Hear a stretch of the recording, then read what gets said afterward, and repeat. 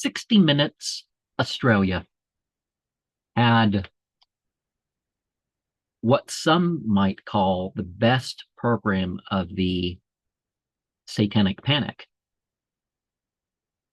Teresa's escape from brutal satanic cult and bizarre rituals.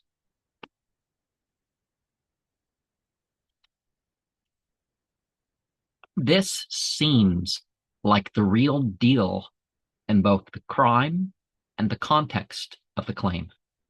Teresa, daughter of Bridget, is an example of someone abused before and after the age of accountability. So it goes beyond just pedophilia, because certainly stuff takes place like that, and people want to jump to the conclusion that it's some sort of satanic cult. I don't know why they make that point, because there's people locked up all the time. It would make sense that generational cults would be like Epstein Island and other such locations and some of the practices they do, except, the devotional element. One never knows who secretly would be part of the procuring and the programming of those that they acquire, whether they are children or youths or whatever age they might work with. People will get people to do things beyond their own fulfillment and symbolic transference. Because she mentions things with the animals.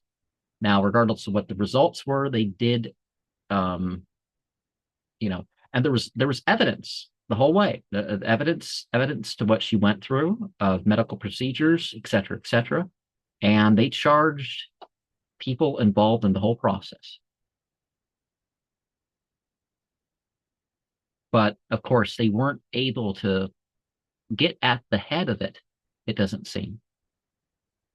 And there very well could be more cults out there, like the Dark Mother's Castle.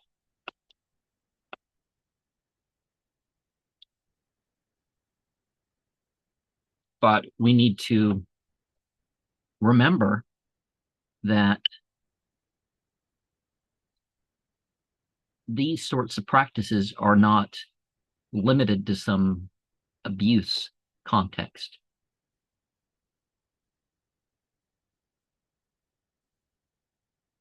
And Satanism in itself can be completely outside of responding to later types of religion like Judaism and Christianity.